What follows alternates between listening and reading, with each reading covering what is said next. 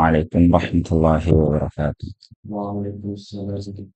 Alhamdulillah, wassalatu wassalamu ala rasulillah wa ala alihi wa sahbihi wa mawalah.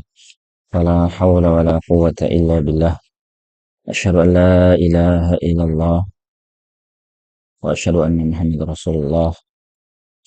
Amma ba'd. Kafillah rahimakumullah, pada kesempatan malam hari ini kita kembali melanjutkan pembahasan kita seputar ilmu mawaris. Pada pertemuan terakhir kita membahas tentang sebab kewarisan. Ada 3 ya, tapi di masa kita tinggal 2, yakni nasab dan pernikahan. Nah, sekarang kita akan melihat tentang rukun-rukunnya. Kanul irs, lalu juga nanti syurutul irs, syarat-syaratnya. Baik, fahilah arkanul irsi salasah. Rukun-rukun pewarisan itu ada 3. Apa saja ya, yang pertama adalah al-muwaris. Al-muwaris, orang yang mewariskan. Ini orang yang meninggal ya. Wa huwal mayyitul ladzi yastahiqu ghairuhu ayyaritha minhu ma khalafa. Ba'dal maut. Itu mayit yang berhak orang selainnya mewarisi darinya apa yang ditinggalkannya. Tentu saja ba'dal maut ya, setelah kematiannya. Yang kedua, al-waris. Ini adalah pewarisnya atau ahli waris. Wa huwa allazi yastahiqul irs, yaitu yang berhak mewarisi bil asbabis sabiqah, melalui sebab-sebab terdahulu ya. Kal qarabatin nasabiyyati waz zawjiyati wa ghairiha, seperti kekerabatan nasab ya, juga hubungan suami istri, pernikahan dan lain-lain. Kemudian yang terakhir al-maurus, harta warisan. Wa huwa syai'ul ladzi yatrukuhul mayyit, yaitu sesuatu yang ditinggalkan oleh orang yang meninggal itu. Imalin wa aqarin wa ghairi, berupa harta, properti dan lain-lain. Wa yusammal maurusu irsan wa turasan wa mirasan wa tarikah atau wa tirkah. Nah, dinamakan maurus, harta warisan itu bisa disebut irs, bisa disebut turas, bisa disebut miras, tarikah atau tirkah. Jadi namanya beragam, tapi maksudnya sama, itu adalah maurus, harta yang ditinggalkan. Wa kulluha asma'un lisyai'il ladzi yatrukuhul mayyitul warasah. Semuanya itu merupakan nama untuk sesuatu yang ditinggalkan oleh mayit untuk ahli waris. Warasah itu jamak dari waris. Nah, 3 ini harus ada ya, dan kita juga tentu bisa memahami salah satu tidak ada kan tentu saja kewarisan itu tidak ada. Misalnya nomor 1-nya nggak ada ya, tidak bisa dibayangkan, tidak ada yang meninggal kan, nggak ada kewarisan, harus meninggal dulu. Dan yang kedua, ada ahli waris. Orang yang meninggal tapi nggak punya ahli waris, ya tentu kewarisan tidak terjadi. Atau yang ketiga, ada orang yang meninggal, ada orang yang mewarisi tapi nggak ada hartanya, 0 misalnya, nggak punya aset, nggak punya harta, ya apa yang mau diwariskan? Kewarisan pun tidak terjadi. Jadi ketiganya harus ada agar kewarisan itu terjadi. Ya, bisa dipahami lah itu ya. Nah, sekarang kita lihat syarat-syarat. Syurutul irs ya. Sama juga ada 3 ya. Syurutul irsi salah satun aidon. Yaitu awalan, yang pertama, wafatul muwarrisi haqiqatan au hukman. Wafatnya muwarris, rukun pertama tadi, baik secara hakiki atau hukmi. Secara hakiki itu betul-betul dia mati secara de facto. Au hukman ini atau secara de jure. Sebetulnya nggak tahu mati apa enggak, tapi dihukumi mati. Nanti ada penjelasannya. Kemudian sanian yang kedua, tahaqququ hayatil waris 'inda mautil muwarris. Dipastikannya kehidupan orang yang mewarisi ketika matinya orang yang mewariskan. Nanti juga ada penjelasannya. Lalu yang terakhir, salisan al-ilmu bi jihatil irs. Mengetahui arah mendapatkan warisnya. Sekarang kita lihat penjelasannya. Syaratul awal, syarat utama. Wafatul muwarisi haqiqatan au hukman. Apa yang dimaksud ini? Ya, wafatnya orang yang mewariskan secara hakiki atau secara hukmi. La yumkinu an tuqsama tarikatu hatta yamutal muwarrisu fi'lan au yahkumal qadhi bi mautih. Tidak mungkin untuk dibagi peninggalan itu sampai matinya mewaris secara fi'il, secara real, secara faktual. Au yahkumal qadhi bi mautih, atau dihukumi, divonis oleh qadhi akan kematiannya. Pengadilan menjatuhkan vonis yang bersangkutan telah meninggal. Ini namanya mati secara jujur. Wahwal muradu min qaulina mautuhu hukman. Nah, itu yang dimaksud ya dengan ucapan kita tadi, matinya itu hukmi. Wazalika kal mafqudi allazi la yu'rafu haluhu hal huwa hayyun am mayyit. Ya. Yaitu seperti orang yang hilang, jadi ketahui keadaannya apakah masih hidup atau sudah mati. Oh, sudah 50 tahun misalnya, tidak ada kabarnya.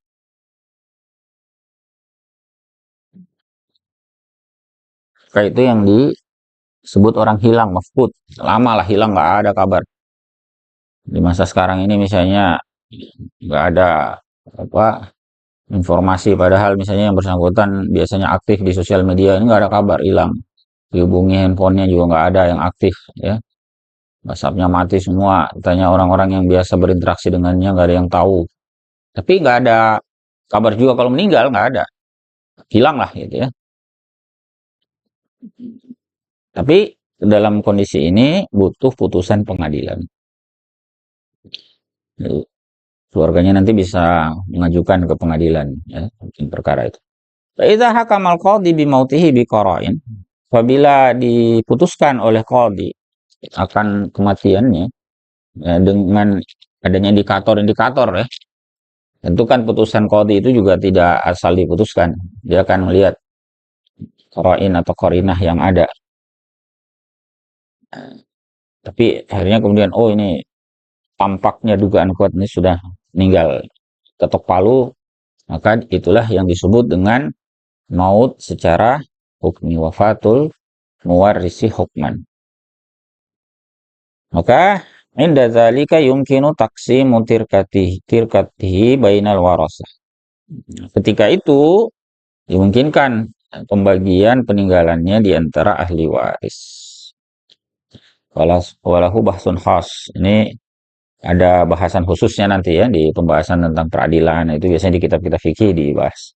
Syartu izan mautuhu haqiqah. Syaratnya ya dengan demikian adalah kematiannya secara hakiki, aw i'tibaruhu maitan bi hukmil qadhi, atau dia divonis mayit ya, vonis mati berdasarkan putusan qadhi. Jadi harus mati dulu ya. Jadi tidak boleh ada pembagian warisan sebelum matinya orang yang mewariskan. Ini penting. Makanya yang biasa kita sampaikan, orang masih hidup bagi-bagi warisan itu keliru dalam hukum syariat. Ya, kalau sebagai hibah bisa saja itu pembahasan yang berbeda, tapi kalau memasukkannya dalam pembahasan kewarisan itu keliru. Karena tidak boleh ada pembagian warisan sebelum yang bersangkutan meninggal. Nah, termasuk tadi ya, hilang pun itu nggak boleh dibagi sampai ada putusannya. Mengapa? Wazalika li'annal insana madama hayyan fahuwa qadirun 'ala tasarrufi fi malihi. Wazalika, ini demikian itu li'annal insana madama hayyan, karena manusia itu selama hidup fahuwa qadirun ala tasarrufi fi mali. Jika dia mampu untuk melakukan tasarruf terkait hartanya. Dia yang mengelola, dia yang menyimpan, membagikan, memberikan kepada orang lain dan seterusnya, itu namanya tasarruf.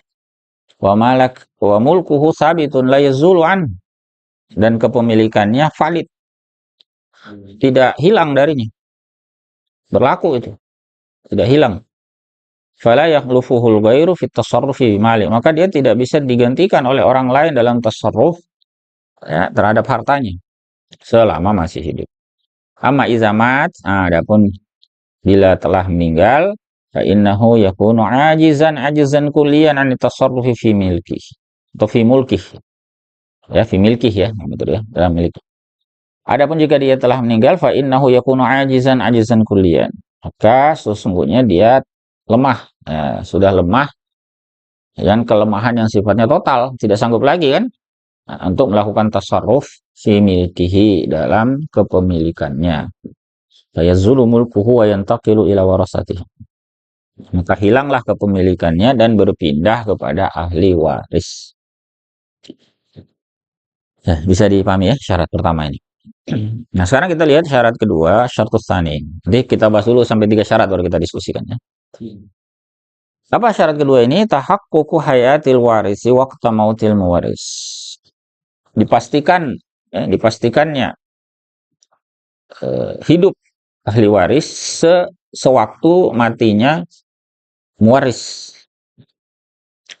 Wa hadza li anna al-warisa innama yakhluful muwarrisa ba'da mautihi. Ini karena ahli waris itu hanyalah menggantikan muwaris setelah kematian muwaris. Yantaqilu ilaihil mulku bi tariqil irs, berpindah kepadanya kepemilikan itu ya melalui jalur kewarisan atau milk ya. Yantaqilu ilaihil milk itu ya, kepemilikan berpindah. Fala budda yakuna hayyan 'inda mauti muwarrisi, maka harus hidup ya ketika matinya orang yang mewariskan. Dia li tatahaqqaqa ahliyatuhu izil mayyitu laysa ahlan di ayat samila, agar bisa terwujud kelayakannya ya, untuk mewarisi. Karena kalau dia juga meninggal, ya berarti kan dia mayit juga, maka mayit itu tidak punya kelayakan untuk memiliki. La bitariqil irsi wala li ghairi, ya, tidak melalui jalur warisan, tidak pula melalui jalur yang lain. Wa min ajli an natasawwara hadza syarat, karena untuk mendeskripsikan syarat ini, naqul, kita bisa katakan contoh ya, lau matasnani fa aksar, seandainya meninggal 2 orang atau lebih, minal aqaribil ladzina yatawarasun, dari kerabat yang saling mewarisi. Misalnya ada orang tua gitu ya, punya anak, matinya bareng, kecelakaan lah misalnya. Walam yu'lam ayyuhuma aw ayyuhuma taqabbala al-akhar, tidak diketahui siapa di antara mereka yang mati sebelum yang lain. Siapa yang mati dulu nggak ditahu. Beda cerita kalau kecelakaan, misalnya ini satu keluarga 5 orang, misalnya ibu, anak, 3 suami istri 3 anaknya, misalnya 5 orang kecelakaan, tapi diketahui yang duluan mati siapa. Ada yang sempat dirawat di rumah sakit, meskipun misalnya hanya setengah jam, meninggal lagi. Nah, itu masih bisa diwariskan. Tapi kalau matinya bareng, nggak ketahuan siapa yang duluan ya, maka fala tawarusa bainahuma, tidak ada saling mewarisi di antara keduanya. Ini duluan mati bapaknya apa anaknya, nggak tahu kita. Walastihqaqi ahadihima fit tirkatil akhar, dan juga tidak ada hak bagi salah satunya dalam harta peninggalan yang lain. Kama law matal ibnu wal abu fi hadisatin tahtumu ta'irah, misalnya contoh, meninggal seorang anak dan ayah dalam peristiwa kecelakaan pesawat, atau fi hadisati gharakin bakhirah, atau misalnya dalam kasus tenggelam kapal, aw waqa'a saqful baiti ala usratin fiha abna'un wa ikhwatun famatu, atau runtuh bangunan rumah menimpa keluarga ya, di dalamnya ada anak, saudara, mereka semua mati. Gempa misalnya dahsyat, satu rumah mati misalnya. Maka fa innahu la tawarusa bainahum wa la yastahiq wa la yastahiqu ahaduhuma ayyaritsal akhar. Maka tidak ada saling mewarisi di antara mereka, juga tidak ada hak salah satunya untuk mewarisi yang lain. Matakunu tirqatu kulli wahidin minhuma liwarasatihil ahya. Dan peninggalan masing-masing mereka itu untuk ahli waris yang masih hidup. Al-muhaqqaqati hayatuhum, yang dipastikan hidupnya. Ya. Jadi yang dapat warisan, misalnya tadi bapak meninggal, anaknya juga meninggal. Anak meninggal ini nggak dapat warisan. Tapi misalnya dia punya anak yang lain yang hidup, nah itu yang punya warisan. Ya, bisa dipahami ya. وهذا الذي وضحناه هو الذي تشير أو تهدف إليه عبارة الفقهاء من قولهم. Ini yang kami jelaskan, inilah yang diisyaratkan atau yang dimaksudkan oleh ungkapan para ahli fikih, ya, dari ucapan mereka, la tawarusa bainal gharqa wal harqa wal hadma. Tidak ada saling mewarisi antara orang-orang yang tenggelam, orang-orang yang terbakar, orang-orang yang kena reruntuhan. Bizalika qadat syariatul islamiyatul gharqa. Itulah yang diputuskan oleh syariat Islam yang agung ini. Ya, meskipun ini kasus langka ya, tapi bisa dipahami ya. Jadi, harus dipastikan dulu masih hidup si ahli waris ketika yang mewariskan itu meninggal, meskipun hidupnya tidak lama. Nah, seperti tadi kan, misalnya ibunya mati melahirkan, anaknya juga mati, tapi matinya 5 menit, maka anak ini masih bisa mewarisi ibunya itu. Mungkin orang bilang, apa gunanya diwaris? Iya, tetap. Bisa jadi anak ini punya ahli waris juga. Misalnya dia punya saudara kan? Misalnya dia punya kakak sebelumnya, ya, atau dia punya, dia dapat warisan juga dari anak yang meninggal itu.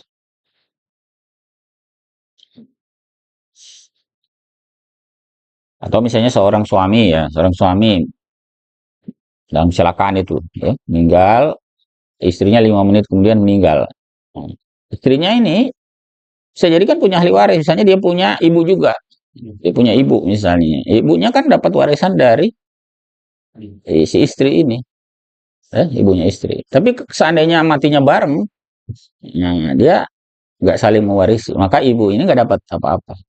Ya, bisa dipahami ya? Ya, jadi saya perjelas lagi sedikit. Misalnya ada suami istri gitu ya, meninggal dalam sebuah kecelakaan. Ini meninggal. Seandainya ini bareng, tidak saling mewarisi. Tapi diketahui ternyata ini matinya 5 menitan setelah itu. Nah, maka ini bisa jadi ahli waris. Diselesaikan dulu kasus ini. Nah, ini istri dapat warisan dari suami. Nah, misalnya istri itu punya ahli waris yang lain, katakanlah dia punya orang tua ya, atau ibu misalnya, maka harta yang dia dapatkan di sini ya, katakanlah dia nggak punya anak, berarti dapat 1/4 ya. Nah, ini bisa jadi warisan untuk ayah orang tuanya. Bisa dipahami ya? Meskipun 5 menit dapatnya. Berbeda kalau misalnya bareng, dua-duanya meninggal, ya kita nggak tahu apa, dan ini nggak bisa jadi warisan. Maka yang di atasnya pun juga tidak dapat ya, ini nggak dapat semua. Ya, kalau dia punya harta sendiri ya lain lagi. Jadi dia artinya ini mendapatkan warisan dari murni dari hartanya ya. Jadi yang dimaksud tawarusnya, tidak ada saling mewarisi. Jadi mereka tidak saling mewarisi. Kita tidak tahu sampai mati dulu kan, bisa jadi bukan dari suami ke istri, bisa jadi justru istri ke suami, kita tidak tahu. Dalam hal ini fuqaha mengatakan la tawarus, ya, tidak ada saling mewarisi. Ini kalau diketahui matinya bareng, atau tidak diketahui mana yang mati duluan. Ya. Baik. Yang ketiga, syartus salis al-ilmu bijihatil qarabati wa bijihatil irs. Ya, ilmu tentang aspek kekerabatan dan aspek kewarisan. Bahwa syartul litauris ini merupakan syarat untuk bisa terjadi pewarisan. Jadi fala budda min ma'rifati jihatil irs. Maka harus Harus ada pengetahuan tentang arah kewarisan itu, kazaujiyati wal qarabah. Ya, seperti hubungan suami istri kah, hubungan kekerabatan kah, bahkan juga diketahui ini kerabatnya Pak. Itu kerabatnya apa dulu? Saudara atau apa ini? Ya, anak atau apa? Itu harus diperjelas. Jangan-jangan asal kerabatnya langsung dapat, belum tentu. Bahkan Anda diketahui, misalnya ini saudara, perlu diketahui darajatul qarabahnya. Ya, wa bidarajatil qarabah hatta yata'attal hukmu lil alim. Sehingga bisa datang hukum itu bagi orang alim, bagi orang yang mengetahui bikismatil mawaris untuk membagi harta warisan. Ya. Misalnya pun saudara pun harus diperjelas itu saudara kandung, saudara saya, saudara seibu, karena itu bisa berbeda konsekuensinya. Apalagi di masyarakat kita itu kadang nyebut saudara itu ternyata saudara jauh. Itu saudara saya Pak, itu saudara, maksudnya saudara gimana itu? Sama bapak, sama ibu atau gimana? Ya enggak sama kampung saja Pak. Misalnya begitu kan? Kadang saya lihat orang di luar negeri begitu, ini saudara saya ini. Saudara dari mana? Saudara sekampung. Wah, sama-sama orang Bugis misalnya, sama-sama orang Jawa. Lantas bilangnya saudara. Bahkan saudara pun harus didetailkan. Fa inna ahkamal irsi takhtalifu bi ikhtilafi jihatil irs. Karena hukum-hukum kewarisan itu bisa berbeda dengan berbedanya arah kewarisan. Tafawuti darajatil qarabah dan juga bertingkatnya derajat kekerabatan. Fala yakfi an naqul, tidak cukup kita katakan innahu akhul mayyit, dia ini saudaranya orang yang meninggal. Bala budda an na'rifa hal huwa akhun syaqiqun amli abin amli tetapi harus kita ketahui apakah dia ini saudara kandung atau seayah atau seibu, li'anna kulla wahidin lahu hukm, karena masing-masingnya itu punya hukumnya sendiri. Fa ahaduhum yarisu bil fardi wa ahaduhum bi ta'sibi wa ba'duhum yuhjabu wa ba'duhum la yuhjabu hakaza. Ya, ada di antara mereka itu yang mewarisi sebagai ashabul furud. Ada juga yang mendapatkan sobah sebagai asobah. Ada juga yang dihalang ya, dihalangi. Ada juga yang tidak terhalang dan seterusnya. Ya, jadi perlu diketahui siapa saja ahli waris. Maka kalau ada mau pembagian warisan itu nomor 1, bisa list itu siapa saja ahli waris. Ya. Dengan detailnya masing-masing. Ini istri, ya istri, oke. Kalau istri kan tidak ada predikatnya ya. Mau istri 1, istri 2 itu sama saja, tidak ada bedanya. Tapi misalnya anak, itu harus diperjelas. Ini anak kandung, anak angkat atau apa? Ya, karena beda itu, anak angkat tidak dapat, anak kandung dapat. Demikian pula nanti saudara, saudara kandung apa saudara seibu, itu beda bagiannya. Kalaupun dapat ya, bagiannya bisa berbeda. Ya, dan seterusnya. Baik, silakan kalau ada yang ingin didiskusikan berkaitan dengan topik apa tadi ya, rukun dan syarat ini. Kalau ada ya.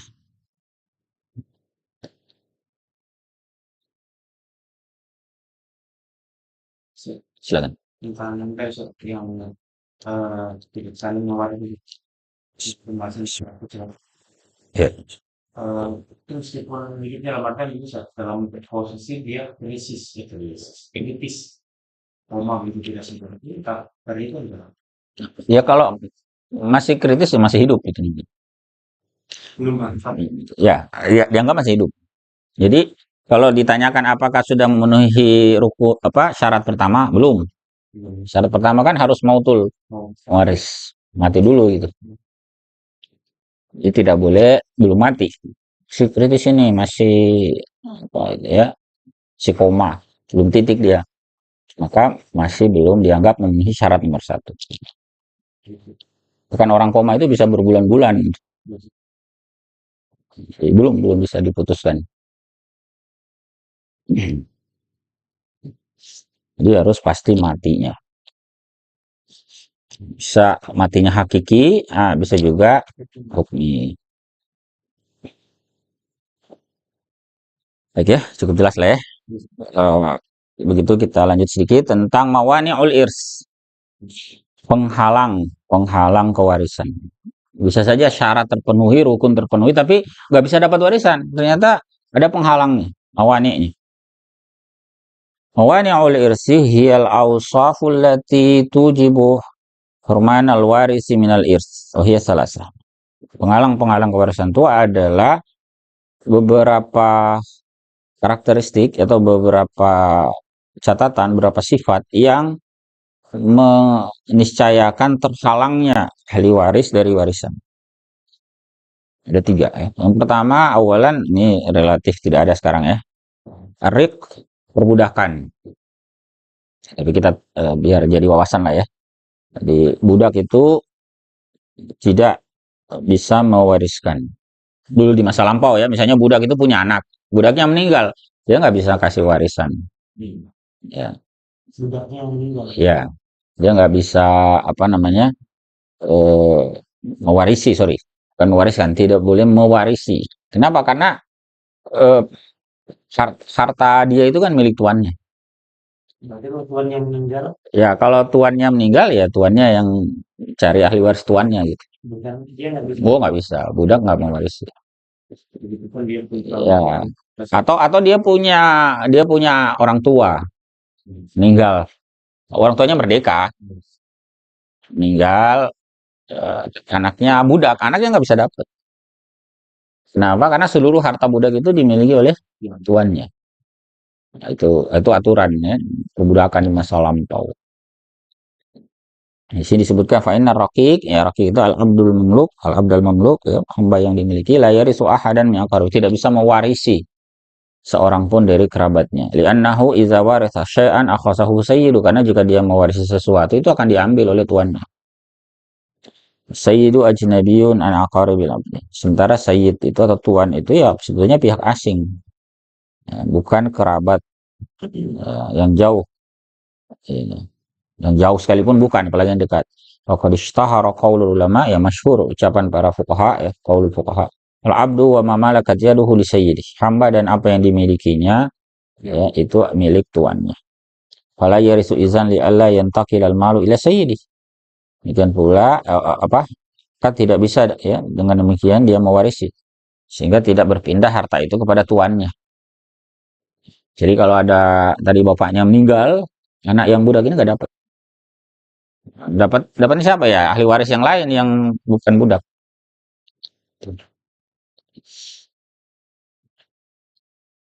Kemudian wasawaun kana hazal abdu kinan ay abdan khalisan aw mudabbaran. Nah, ini ya.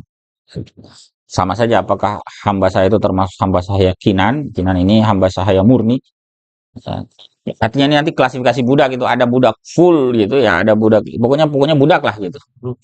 Ya, apapun jenisnya itu mau kinan ini hamba saya yang murni au mudabbaran au al abdul ladzi yaqulu lahu sayyidu anta hurrun dua mauta, ya engkau hamba mudabbar ini hamba yang ya, tuannya itu berkata engkau merdeka setelah kematian. Setelah mati tuannya ente merdeka, tapi kan tuannya belum mati, berarti dia masih budak. Ya, itu namanya mudabbar. Au mukatab sama juga. Awallazi yukatibuhu sayyid, ini yang melakukan mukatabah ya, sayyidnya melakukan perjanjian alama belagi minal mal untuk mendapatkan sejumlah harta. Fayaqulu lahu masalan, misalnya dia katakan in adaita ilayya alfa dirham fantahur, kalau engkau berikan kepadaku 1000 dirham engkau merdeka. Ini namanya budak mukatab. Biasanya budak begini akan bekerja sedemikian rupa agar dia bisa mendapatkan harta itu. Kalau sudah terpenuhi, dia seolah membeli dirinya dari tuan. Ini namanya budak. Nah, apapun jenisnya gitu. Semuanya ini termasuk penghalang pewarisan. Mau dia pure ya, hamba sahaya yang pure itu yang budak asli gitu ya, atau yang mudabbar budak tapi hanya di masa tuannya hidup. Kalau yang tadi itu tuannya mati dia tetap budak, diwarisi, dia menjadi warisan kepada ahli warisnya tuannya. Tapi kalau mudabbar itu tuannya meninggal dia merdeka, tidak diwariskan ya. Sama itu pun ketika tuan masih statusnya budak tidak mendapatkan warisan dari siapapun ya. Allah Ta'ala berfirman, ini ada ayat tentang mukatabah ya, fakatibuhum in alimtum fihim khaira, lakukanlah mukatabah pada mereka jika kalian mengetahui pada diri mereka ada kebaikan. Au mu'allaqan itkuhu bisifah, atau ada juga yang tergantung pembebasannya dengan sifat tertentu. Fa'iyakula lahu sayyid, seperti berkata kepadanya tuannya, in walidat zaujati atau in waladat zaujati gulaman zakaran fantakur. Kalau istriku itu melahirkan anak laki-laki, engkau merdeka. Ini sama juga. Ini budak yang bebas bersyarat, bebas dengan syarat, namanya budak mu'allaq. Ini pun juga sama, nggak dapat warisan selama masih berstatus budak. Wahakaza, demikian seterusnya. Ya, wahakaza kullu anwa'ir, segala macam bentuk perbudakan, min mawani'il irs, termasuk penghalang-penghalang kewarisan, kama la yarisur raqiq, kadzalika la yurus li'annahu la mala lahu. Dia tidak mewarisi hamba sahaya itu sebagaimana juga dia tidak diwaris. Dia tidak mewarisi dan diwarisi. Li'annahu la mala lahu, karena tidak ada harta baginya. Dia meninggal ya enggak, hartanya kan nggak ada, dia dianggap harta milik tuannya. Semua harta si rokik atau si hamba sahaya. Padahal kan syarat kewarisan tadi, salah satunya rukun kewarisan itu adalah nomor 3 tadi, adanya harta peninggalan. Tapi sekali lagi, sebab ini wawasan saja ya di masa sekarang. Varian yang kedua, al-qatl, pembunuhan.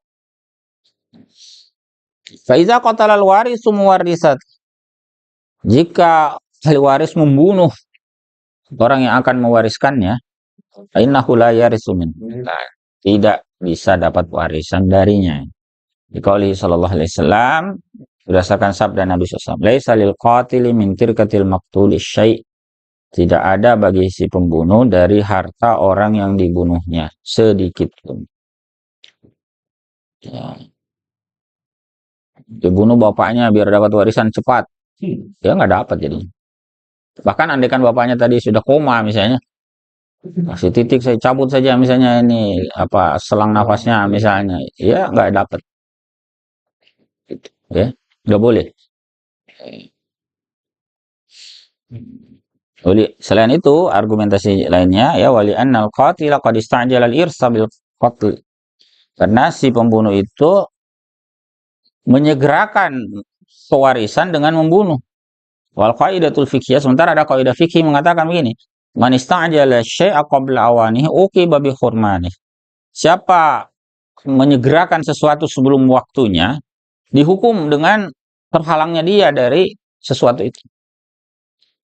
Harusnya dia berhak dapat warisan, tapi nanti setelah meninggal orang tuanya. Tapi karena dia segerakan sebelum waktunya, dibunuh orang tuanya, bukan mati alamiah, dibunuh sama dia, maka dihukum dengan terhalang.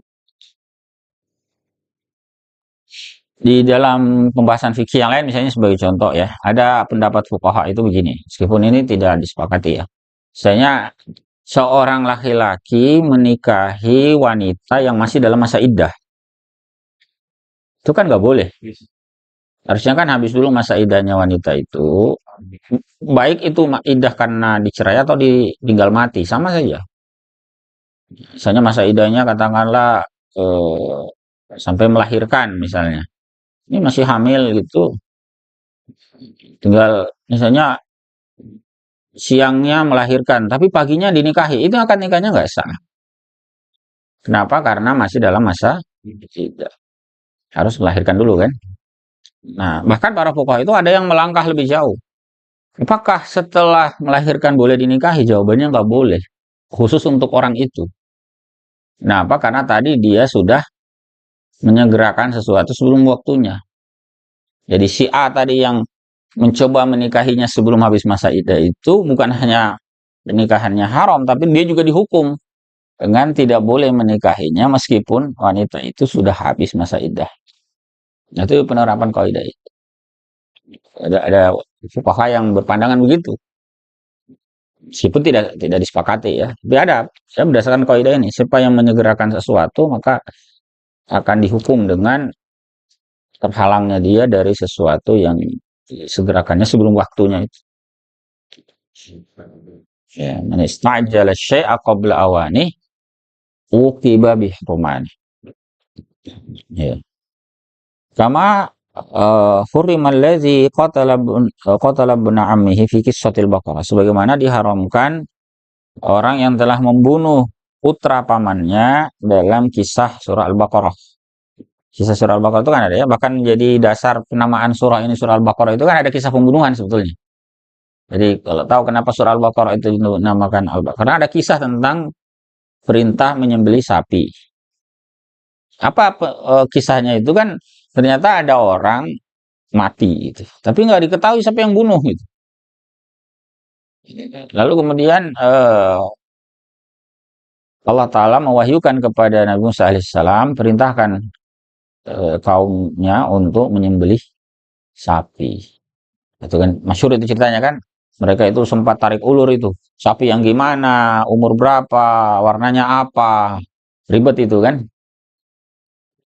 Padahal sebenarnya kalau sejak awal mereka sembelih sapi apa saja, selesai perkaranya. Itu kan mereka bikin ribet urusan itu. Tanya itu sapi yang gimana ini. Artinya sapi ditanya, dikasih tahu itu sapi nggak boleh yang tua, nggak boleh yang terlalu muda, tengah-tengah. Ada juga ya. Tanya lagi warnanya apa. Nah, ini warnanya akhirnya jadi spesifik. Padahal mau warna apa saja awalnya tidak masalah. Nah, dan seterusnya. Ya, sampai pada ujungnya nanti mereka pun menyembelih sapi itu yang sangat sulit mereka dapati karena ribet mereka pertanyakan.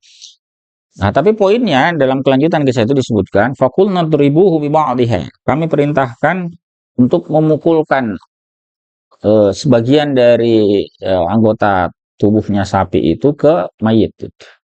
Ada ulama tafsir mengatakan lidahnya sapi itu dipukulkan ke tubuh mayit.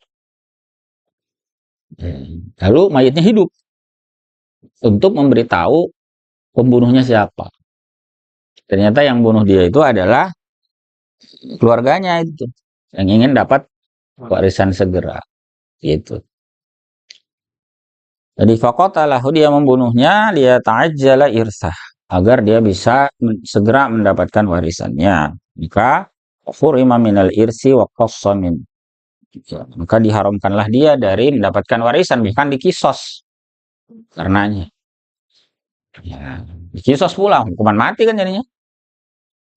Gak dapat warisan.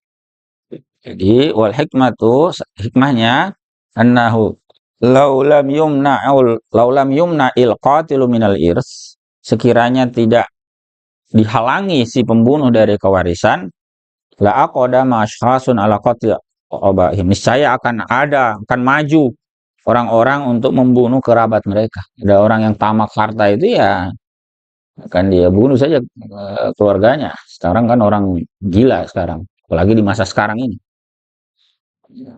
Jangan, bahkan bukan gara-gara waris pun bisa membunuh keluarganya orang sekarang. Ya, apalagi kalau sudah ada motivasi tamak harta. Dia tawassalu ila tamalluki amwalihim, agar bisa sampai kepada memiliki harta-harta mereka. Kata sudul fawdah, sehingga ya akan merajalela kekacauan, taribun nizam, kacau sistem kehidupan. Ya, ya'limul amnu wal istiqrar, hilang keamanan dan kestabilan. Kacau lah gitu ya. Kemudian wa min nahiyatin saniyah, aspek kedua ini maksudnya hikmahnya ya. Fa innal qatla fi haddi zatihi jarimatun nuqra. Pembunuhan ya secara ansih itu merupakan kejahatan kriminal. Jarimah itu adalah perbuatan kriminal yang mungkar. Oleh saminal mustasagi aklan, itu bukan perkara yang bisa diterima secara akal. Wala syar'an, dan juga tidak pula secara syar'i. Ayakun artikabul jarimah sababan ila ni'mah, bahwa melakukan kejahatan itu bisa jadi sebab mendapatkan nikmat. Kok enak dia sudah bunuh orang dapat harta waris pula gitu, itu maksudnya ya. Tidak bisa diterima itu secara rasional ya, apalagi secara syar'i. Wasilat ila tamallukil jani malal majni alaihi wal intifa, dan menjadi wasilah dimilikinya oleh si pelaku kejahatan itu harta orang yang dia jahati. Dia bisa memanfaatkan itu sulit berterima secara akal. Wal qatlu allazi yamna'u minal irsi wal qatlul amdu. Nah, ini perlu dicatat ya. Wal khata' wa syubul amdi. Ya. Wal jari ujral khata' indal Hanafiyah. Ya. Pembunuhan bagaimana? Ya, yang dianggap sebagai penghalang. Kalau pembunuhan sengaja itu iya jelas. Tapi bagaimana kalau pembunuhnya tidak sengaja kan? Itu ada ikhtilaf. Jadi wal qatlu allazi yamna'u minal irs, pembunuhan yang menjadi penghalang dari kewarisan itu huwal qatlul amdu. Itu adalah pembunuhan sengaja. Ini pasti ini. Semua juga punya pandangan begitu. Wal khata, pembunuhan yang keliru. Syibhul amdi, ya mirip dengan sengaja. Tahu bedanya khata dengan syibhul amdi?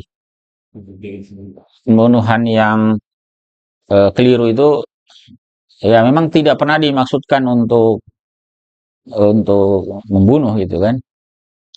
Kan perbuatannya bukan perbuatan untuk misalnya orang gali sumur lah, gali sumur gitu.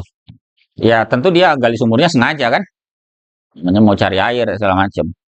Ternyata ada orang jatuh ke sumur, mati itu. Nah itu kan bukan pembunuhan yang dimaksudkan, gitu kan. Itu salah gitu, khata. Ada juga yang mirip sengaja, mirip sengaja. Memang misalnya ada guru misalnya di masa lampau, kalau sekarang ini mungkin sudah jarang, memukul siswanya sebagai bentuk hukuman. Pukul, ya pukulannya pun juga pukulan yang secara lazim itu tidak membunuh gitu. Misalnya dia dipukul kakinya lah misalnya kan dengan mistar gitu. Ini lari-lari di kelas dipukul kakinya. Ternyata habis dipukul meninggal. Nggak tahu misalnya dia ada serangan jantung atau apa gitu, nggak tahu. Bahwa dia memukul, dia menyengaja. Pasti kan? Tapi kan tidak pernah memaksudkan itu untuk membunuh. Nah, itu yang disebut dengan syibhul amdi. Ya. Tetapi ya wal jaru wa jaral khata, atau yang apa kejadian yang menempati posisi keliru khata. Ya, ini menurut Hanafi. Ini berlaku semua. Semua itu ya, mau sengaja, mau keliru, mau setengah sengaja. Ini semuanya kena. Itu semua terhalang ya. Wal qaidatu indahum, kaidah menurut mereka, anna kulla qatlin aujabal kafarata mana'a minal irs. Bahwa kaidahnya semua bentuk pembunuhan yang mengharuskan kafarah itu menjadi penghalang irs. Wa illa fala yumna. Kalau tidak maka tidak, atau fala yumni, tidak menghalangi. Apa contoh pembunuhan menurut Hanafi yang tidak menghalangi? Ya, misalnya dalam medan jihad. Ya, bapaknya dibunuh sama dia kan? Atau kasus bugot lah. Kalau jihad itu kan bisa jadi beda agama. Misalnya ini sama-sama muslim tapi kasus bugot misalnya. Nah itu dia diutus misalnya oleh negara sebagai tentara lah untuk memadamkan pemberontakan misalnya. Ternyata bapaknya ada di situ. Nah ini tidak kena kafaroh dia dalam kasus itu. Kenapa? Karena itu bagian dari syariat untuk memadamkan pemberontakan. Nah yang begitu tidak menghalangi kewarisan. Bisa dipahami ya? Tapi kalau kasusnya tadi itu gali sumur, ternyata bapaknya jatuh mati ya, nggak dapat warisan dia. Ya, itu menurut Hanafi. Ya. Nah, indal Malikiyah, menurut Malikiyah, al-qatlu amdu, pembunuhan yang sengaja, wallazi yamna'u minal irsi faqat, itulah yang menjadi penghalang kewarisan saja. Yang betul-betul pembunuhan sengaja doang, yang lainnya enggak. Wa ma'adahu fala yamna'u minal irsi, selainnya tidak menghalangi ya. Selain minal irsi. Jadi kalau tadi kaidahnya Hanafiyah, anna kulla qatlin aujabal kafarata mana'a minal irs wa illa fala yamna. Kalau tidak kena kafarah, pembunuhan yang tidak kena kafarah, maka tidak menghalangi. Kalau Malikiyah hanya al-qatlul amdu. Wa indal Hanabila gimana? Kullu qatlin madmunin biqisasin au bidiyah.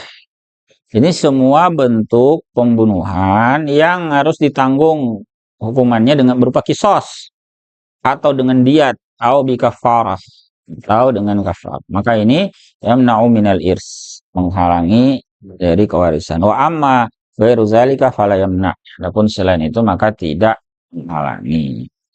Jadi yang ada hukuman kisos, diat atau kafarahnya saja. Wa inda Syafi'iyah, ini lebih parah ini Syafi'iyah, maksudnya bukan lebih parah ya, lebih ketat. Semua ini. Kalau Hanafiyah tadi masih mengecualikan selain kafarah. Nah, Syafi'iyah al-qatlu bi jami'i anwa'ih. Pembunuhan dengan segala jenisnya, yamna'u minal irs, menghalangi dari kewarisan. Ya, hatta walau kana an tariqi syahadati aw tazkiyat asyuhud. Bahkan ini contoh ya. Seandainya pun itu melalui mekanisme persaksian. Gara-gara dia bersaksi, oh iya dia misalnya nih saudara saya ini membunuh yang lain. Nah, saudaranya itu kena kisos. Maka dia nggak dapat. Karena gara-gara kesaksian dia itu sampai segitu kan. Padahal yang dilakukan oleh saudaranya itu benar-benar pembunuhan yang layak dikisos kan. Oh, apa itu ya? Harusnya itu tazkiyah itu ya. Tazkiyah. Tazkiyah itu syuhud. Dia merekomendasikan saksi. Bukan dia yang saksi gitu. Dia merekomendasikan orang lain kasih tazkiyah. Kama idza syahida ala qaribihil muwaris. Seperti misalnya dia menjadi saksi atas kerabatnya yang mewaris. Di annahu zana, bahwasanya dia berzina misalnya. Fa uqimal haddu alaih. Lalu ditegakkan had atasnya birajmi. Ya, untuk dirajam binaan ala syahadati au zakkas syuhud fal kullu mani. Ya, berdasarkan kesaksian itu. Agar dia bersaksi, kerabatnya itu dihukum mati, dirajam misalnya. Maka dia nggak dapat warisan dari kerabat. Bukan dia yang membunuh kan, tapi ya menjadi sebab. Atau dia merekomendasikan saksi au zakkas syuhud fal kullu mani. Semua itu menjadi penghalang. Nah, itu ya sangat ketat dalam mazhab Syafi'i terkait perkara itu.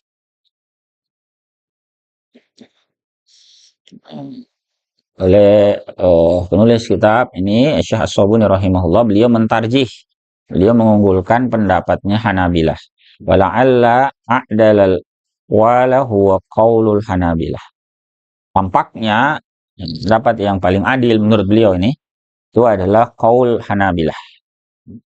Yaitu hanya bentuk pembunuhan yang layak dikenakan sanksi saja. Baik itu sanksinya kisos atau diat atau kafar, itu saja yang menghalangi.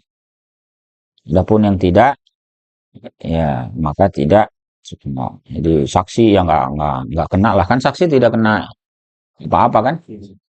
Kan menurut Hanabila itu ya tidak menghalangi dari warisan. Nah, ini yang beliau unggulkan ya, Syabuni rahimahullah, Allah taala. Baik, satu lagi yang terakhir ya, sebelum kita diskusi, ikhtilafuddin, beda agama. Yakunu bil islami wal kufr. Nah, ini kaitannya dengan Islam dan kafir. Fala yarisul kafirul muslim. Orang kafir tidak bisa mewarisi muslim, walal muslimul kafir. Demikian pula muslim tidak mewarisi orang kafir. Liqaulihi sallallahu alaihi wasallam, berdasarkan sabda beliau sallallahu alaihi wasallam, la yarisul muslimul kafir walal kafirul muslim. Tidak mewarisi muslim itu ya orang kafir, tidak pula orang kafir mewarisi muslim. Ya, kalau ini tidak ada ikhtilaf dalam perkara ini ya. Hadza huwa mazhabul a'immatil arba'ah. Ini adalah mazhab para imam yang empat ridwanullahi alaihim, semoga ridha Allah tercurah atas mereka. Li zahiril hadis syarih, berdasarkan zahir hadis yang mulia itu. Ini menurut empat mazhab. Tapi ada juga selain empat mazhab juga ada yang berbeda. Wa zahaba ba'dul ulama ila annal muslima yarisul kafira dunal aks. Ada juga sebagian ulama, ya bukan imam yang empat ini ya, yang berpendapat muslim bisa mewarisi orang kafir. Tidak sebaliknya. Jadi kalau muslim bisa mewarisi kafir, tapi kafir nggak bisa mewarisi muslim. Apa dasarnya? Mereka punya hujah. Hujjatuhum fi dzalik, hujah mereka dalam hal itu, annal islam ya'lu wa la yu'la alaih. Islam itu tinggi, tidak ada yang mengalahkan ketinggiannya. Jadi kalau Islam bisa mewarisi kafir, nah itu menunjukkan ketinggian Islam. Tapi Islam diwarisi oleh orang kafir itu nggak boleh. Masa kita mau samakan Islam sama kafir? Ya, kira-kira logika mereka begitu. Wahazal mazhabu marwiyun an Muaz bin Jabal radhiyallahu anhu. Ya, ini. Mazhab ini diriwayatkan pendapat ini ya dari Muaz bin Jabal, seorang sahabat radhiyallahu anhu. As-sahihur ra'yul awal. Nah, yang sahih adalah pendapat pertama, allazi huwa ra'yul jumhur, yang merupakan pendapat jumhur, amalan bin nassin nabawiyil wadih, sebagai bentuk pengamalan nas, ya, hadis tadi ya, nabawi yang lugas. Wali'anal irsa asasuhut tanasur wa ta'awun, dan juga karena kewarisan itu asasnya adalah saling menolong dan saling membantu. Fahaza muntafin bainal muslim wa ghairi muslim, dan ini dinafikan antara muslim dengan non muslim. Wa amma ma'adal Islam, adapun selain Islam, fahuwa millatun wahidah, maka itu dianggap sebagai agama yang satu. Jadi, kalau di luar Islam itu ya kita nggak ada urusan. Misalnya gini, fan nasraniyu yarisul yahudi, ya orang Nasrani mau mewaris Yahudi itu urusan mereka lah. Ya, Islam masih membolehkan itu. Tetapi kalau Islam dengan kafir itu nggak boleh, atau kafir dengan Islam nggak boleh. Adapun Yahudi Nasrani itu dianggap sesama kafir gitu. Jadi sesama kafir itu boleh saling mewarisi. Bapaknya Hindu, anaknya Nasrani, itu ya boleh. Karena mereka sesama kafir. Ya, bisa dipahami ya? Wal Yahudi yarisu qaribahun Nasrani, orang Yahudi bisa mewarisi kerabatnya yang Nasrani, wa hakaza, ya demikian seterusnya. Li'anna millatal kufri wahidah, karena agama kekufuran itu satu, dianggap satu. Teks hadisnya kan nyebut Muslim tidak mewarisi kafir, kafir tidak mewarisi Muslim. Tapi sesama kafir kan tidak dilarang dalam hadis itu kan? Hadis itu bukan melarang misalnya Yahudi sama Nasrani, bukan. Yang dilarang adalah kekafiran dengan keislaman. Sehingga sesama kafir boleh saling mewarisi apapun kekafiran mereka. Mau satunya beragama apapun atau bahkan tidak beragama, silahkanlah ya sesama mereka. Ini berdasarkan ayat fama zaba'dal haqqi ila dhalal. Apakah ada setelah al-haq itu kecuali kesesatan? Jadi kalau disebut Islam itu al-haq, maka selainnya itu dhalal, dan dhalal itu sama saja. Yahudi, Nasrani, Hindu, Buddha, segala macam itu dianggap sebagai satu kesatuan. Fal kufaru yatawarasuna ba'duhum min ba'd. Orang kafir itu bisa saling mewarisi satu sama lain. Mahmihtalafat adiyanuhum. Nah, betapapun berbedanya agama mereka, wa ta'addadat nihlatuhum, dan berbilangnya aliran-aliran mereka. Li'annahum jami'an multakhuna binajasatin wahida, karena ya mereka semua itu terkotori dengan kotoran yang sama ya. Itu kotoran kekufuran sama ya. Wa adda ba'dhum min mawani'il irsi riddah. Sebagian ulama juga menganggap bahwa di antara penghalang kewarisan itu adalah murtad. Wahiyal khuruju an millatil Islam waliyazubillah, yaitu keluar dari agama Islam waliyazubillah. Wahiyya dakhilatun fi ikhtilafid din, itu sebetulnya masuk ya ke dalam ikhtilaf din. Walakinnal murtadda la yarisu minal muslim bi ijma'il ulama. Ya, tapi orang murtad itu tidak bisa mewarisi dari orang muslim berdasarkan ijma' ulama. Ini disepakati ya. Orang yang murtad tidak bisa lagi mewarisi keluarganya yang masih muslim. Wa amma qaribuhul muslim, adapun kerabatnya yang muslim, faqad ikhtulifa fi. Nah, ini ada ikhtilaf. Jadi kalau yang meninggal itu si murtad, gimana? Ya, hal yarisu minal murtadi amla. Apakah kerabat yang muslim ini masih bisa mewarisi orang murtad itu atau tidak? Ya. Fajumhurul fuqaha, ini mayoritas ahli fikih, al-malikiyah wa syafi'iyah, di kalangan Maliki dan Syafi'iyah, was sahihu fi mazhabil Hanabilah, dan juga pendapat yang sahih dari mazhab Hanabilah. Artinya ini mazhab Hanabilah ini ada pendapat yang berbeda ya. Annahu la yarisul muslimu minal murtad. Bahwasanya tidak boleh mewarisi. Ya, muslim itu tidak mewarisi dari orang murtad. Tidak mendapatkan warisan dari orang murtad. Ya annahu la tawarusa bainal muslimi wal kafir, ya karena tidak ada kewarisan antara muslim dengan kafir, wa birriddati qad kharaja 'anil islami wa asbaha kafira. Dan murtad, adanya perbuatan murtad itu berarti dia telah keluar dari Islam dan menjadi orang kafir. Famaluhu yakunu fai'an ay ghanimatan lil muslimin, maka hartanya menjadi fai' atau ghanimah bagi kaum muslimin. Kenapa disebut fai' atau ghanimah? Karena dalam hukum Islam orang murtad itu kan dihukum mati. Begitu dia dihukum mati, hartanya gimana? Kan nggak bisa diwariskan kepada keluarganya yang muslim karena beda agama. Maka itu menjadi disebutnya fai, harta rampasan. Ya, untuk kaum muslimin menjadi hak seluruh kaum muslimin, bukan hak ahli warisnya saja. Karena kan ahli warisnya nggak berhak lagi sebab dia bukan muslim, ya. Wa indal ahnaf, nah ini berbeda sedikit ya dengan itu pandangan mazhab Hanafi. Malul murtadi yakunu mirasan liwarasatihil muslimin. Bahwa harta orang murtad itu menjadi warisan bagi ahli warisnya yang muslim. Wa hadzal ra'yu marwiyun an Abi Bakrin wa Ali bin Mas'ud. Pendapat ini juga diriwayatkan dari Abu Bakar, Ali dan Ibnu Mas'ud radhiyallahu taala. Wa la'allal arjah wa la'allahu al-arjahu li adami wujudi baiti malin lil muslimina muntazim fi hadzal zaman. Nah, tampaknya inilah yang paling rajih. Ini menurut Syekh As-Sabuni rahimahullah. Beliau mengunggulkan pendapat Hanafi ini. Jadi itu bukan fai' bagi kaum muslimin. Tapi bukan berarti beliau melemahkan pandangan jumhur, bukan. Beliau tidak mengadopsi pandangan jumhur itu semata-mata karena nggak bisa diadopsi. Sebab kata beliau li'adami wujudi baiti malin lil muslimin, karena nggak ada baitul mal yang muntazim. Tidak ada baitul mal kaum muslimin itu yang tersistem sekarang, nggak ada.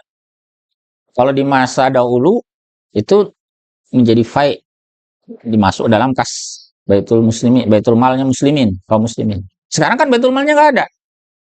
Nah, karena nggak ada, nah maka itu dijadikan warisan kepada ahli warisnya. Jadi beliau mengadopsi pandangan atau merojihkan pandangan Hanafi itu bukan karena menganggap pandangan jumhur itu lemah, tapi karena nggak bisa dilaksanakan. Ya, fi hadzal zaman, di masa ini. Di masa betul malnya itu nggak ada. Ya, Allah. Ada yang mau didiskusikan? Ya, silakan. Ini atau murtad. Eh, Kalau dunia kan tadi saya bahwa tidak bisa orang kafir mewarisi harta orang kafir tidak bisa diwarisi orang muslim. Nah, misal saat ini kalau yang dihukum murtad tadi, tapi kan misal dulu di awalnya kafir kan, terus masuk Islam. Tapi saat dia kafir dulu punya anak itu sebagian masuk Islam, sebagian non Muslim. Ada yang masih non Muslim. Kemudian dia masuk Islam orang tuanya, setelah itu murtad kembali dihukum mati. Tapi kan dia masih punya satu anak yang non Muslim. Ya.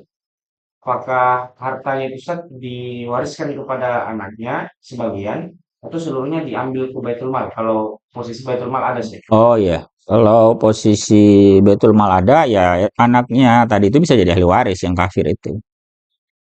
Karena dia kan kafirnya kafir asli. Maksudnya bukan hasil murtad itu anak itu kan. Memang itu agama sebelumnya. Ya bisa itu diberikan kepada dia menjadi ahli waris ya. Ya, dalam kasus yang kita maksud tadi itu menjadi harta kaum muslimin, dia awalnya muslim dan memang tidak ada ahli waris dia kan. Kalau dia murtad kan karena semua ahli warisnya muslim.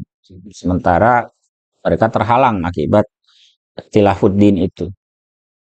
Ya, itu dalam kasus tidak adanya pewaris, harta itu kan menjadi milik kaum muslimin secara umum, ya masuk ke baitul mal. Allah. Baik ya. Ada lagi yang lain? Ya. Ada perkara yang bisa menunjukkan keislaman seseorang tanpa artinya tadi kan kita bilang kalau yang mengumumkan itu kan nyata, nyata keluar dia keluar dari Islam. Apakah ada adakah perkara yang bisa menunjukkan keislaman seseorang sehingga dia terhalang atau kehabisan? Ya prinsipnya perkara yang mengeluarkan dia dari Islam, dan itu banyak. Kan ada banyak itu, bukan hanya murtad sebetulnya. Baik. Misalnya menghina Nabi Shallallahu Alaihi Wasallam itu menjatuhkan seorang kepada kekufuran, itu termasuk pembatal keislaman. Banyak itu. Cuman kan banyaknya perkara itu membutuhkan vonis pengadilan. Ya harus ada peradilannya. Itu nggak boleh kita orang per orang memvonis ya dalam beberapa perkara itu. Tapi ada juga yang terang benderang, seperti dia kasus memang menyatakan diri murtad. Oh sekarang saya ke agama A misalnya. Ya, jadi kalau itu ya jelas kalau itu. Jadi kalau dalam kasus-kasus pembatal keislaman, misalnya menghina ajaran Islam, menghina Al-Quran, menghina Nabi SAW, menghina ulama, menghina malaikat, itu bisa masuk. Cuman yang begini-begini perlu peradilan, memvonisnya, dia dianggap. Gitu ya. Allah. Baik, kita cukupkan dulu ikhwafillah pertemuan kita pada kesempatan malam ini. Insya Allah nanti pertemuan datang kita lanjut sedikit ada tentang perbedaan antara mahrum dan mahjub ya. Insya Allah jadi pertemuan datang, dan juga mereview tentang siapa saja ahli waris dari kalangan laki-laki dan dari kalangan perempuan. Barakallahu lana wa lakum wa hadanallahu wa iyyakum. Subhanakallahumma wa bihamdik, asyhadu an la ilaha illa anta, astaghfiruka wa atubu ilaik. Assalamualaikum.